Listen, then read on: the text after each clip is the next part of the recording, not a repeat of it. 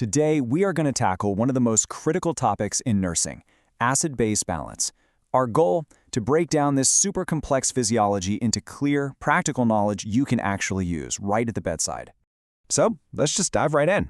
I know it sounds a little dramatic, but it is 100% true. Our bodies are in this constant, really delicate balancing act to maintain the perfect pH, and it all comes down to just a few key players and processes. All right, here's our game plan. We'll start with the body's main regulators, then we'll break down the 4 core imbalances. And we're going to finish with a deep dive into the potassium shift. And trust me, this is a cellular detail that is absolutely critical for every single nurse to understand. To really get a handle on the imbalances, you first have to meet the 2 MVPs of your body's pH. You've got the fast-acting lungs and the slow but incredibly powerful kidneys. I want you to think of it like this. The lungs are your fast response team. By changing how fast or how deep you breathe, they can either blow off or hang on to carbon dioxide. Now, CO2 is what we call a volatile acid, which just means it can be turned into a gas and exhaled. It's an almost instant fix. The kidneys, on the other hand, they're the deep clean crew. They work a lot slower, but way more thoroughly, carefully managing the non-volatile acids. Those are the ones from metabolism that you can't just breathe out. And they also manage bicarbonate to restore that crucial long-term balance.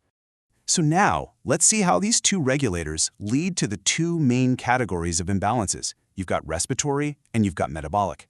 Nailing this core difference is really the key to figuring out what's going on with your patient. Okay, what's so cool about this slide is this simple rule it gives us. For any respiratory issue, the pH and the PaCO2 are going to move in opposite directions. Think of a seesaw. If PaCO2 goes up, the pH plummets down. But for metabolic issues, pH and bicarbonate are buddies. They move in the same or equal direction. If bicarbonate goes up, the pH goes right up with it. That right there, that's your first huge clue when you're trying to interpret those blood gas results. Okay, so what happens when this delicate balance gets thrown off and the body becomes too acidic? Well, that's acidosis, and it can come from either the lungs or from our metabolism. With respiratory acidosis, the problem is all about ventilation. The lungs just aren't getting rid of enough carbon dioxide. So that CO2 builds up in the blood, it forms carbonic acid, and it pushes the pH down into that dangerous acidic range. And this makes total sense when you look at the causes, right? Whether it's a physical block from an asthma attack, slowed down breathing from certain drugs, or damaged lung tissue like in COPD, the end result is always the same. The body simply can't get the CO2 out effectively, and that's what triggers this imbalance. As a nurse, your #1 absolute first priority here is improving their breathing. Why? Because that directly tackles the root cause, that retains CO2. Sitting them up in a semi-Fowler's position uses gravity to help their lungs expand. Getting them to cough and deep breathe helps clear out anything that might be blocking the airways. And giving oxygen, of course, supports their already compromised breathing. It's all about helping the lungs do their job better. Now, with metabolic acidosis, you can let the lungs off the hook. Here, the problem is with the body's metabolic processes. It means either the body's making way too much acid or it's losing way too much of its main base, which is bicarbonate. Just take a look at these causes. In DKA, the body is cranking out tons of acidic ketones. With an aspirin overdose, you're literally swallowing acid. And with severe diarrhea, you're losing huge amounts of alkaline bicarbonate from your lower GI tract. See? All different roads, but they all lead to that same low pH. So the most important thing to remember for your interventions here is that you have to treat the underlying cause. If it's DKA, you know insulin is key. But no matter the cause, you have got to monitor those lab values like a hawk, especially potassium, and be ready with IV fluids to help buffer all that acid. All right, let's flip the script and look at the other side of the scale. What happens when the body becomes too alkaline or too basic? Well, that's alkalosis. So, respiratory alkalosis is the classic result of hyperventilation. When you breathe way too fast or too deep, you literally blow off too much carbon dioxide. And with less CO2 in the blood, you have less carbonic acid, and that pH starts to climb. You know, all of these things that seem so different, pain, fever, anxiety, they actually share a common pathway. They all overstimulate the respiratory center in the brain, which is what causes that rapid breathing that ultimately leads to alkalosis.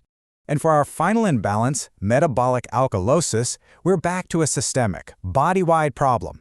In this case, the body has either gained way too much base, like bicarbonate, or it has lost a serious amount of acid. A huge one to always be watching for is the loss of stomach acid. Just picture a patient with severe vomiting or one who's getting aggressive GI suctioning. They're literally losing liters of hydrochloric acid from their body, and that directly pushes their whole chemistry into an alkaline state. This is a super common and really serious complication you need to anticipate. Okay, let's connect all of this to one of the most vital and, often tricky concepts in acid-base balance, its relationship with potassium. This is where it all comes together at the cellular level. And this just illustrates so perfectly what happens in acidosis. The body tries to hide the extra acid, those hydrogen ions, by tucking it away inside the cells. But to make room and keep everything electrically balanced, it has to kick something out. And that something is potassium. This is exactly why acidosis often leads to hyperkalemia, or high potassium levels in the blood. In alkalosis, the complete opposite happens. The body is desperate for more acid in the blood, so the cells release their stored hydrogen ions to help out. But to keep that electrical balance, potassium from the blood gets forced into the cells, which leads to hypokalemia, or dangerously low potassium. So here's the bottom line, the crucial point. An acid-base problem is also a potential potassium problem. These huge shifts in potassium can lead to life-threatening cardiac dysrhythmias, and that is why watching that K+ level is an absolutely non-negotiable nursing priority. This summary really drives home just how systemic the impact is. I mean, look at how both acidosis and alkalosis hammer the central nervous system, causing everything from confusion all the way to a coma. And then on the cardiovascular side, you can see the direct results of those potassium shifts we talked about, with dysrhythmias in acidosis and tachycardia often showing up in alkalosis. We're going to leave you with this clinical scenario to chew on. Really think it through. What's the cause here? What kind of base is being lost? What imbalance does that lead to? And what's going to happen to the potassium?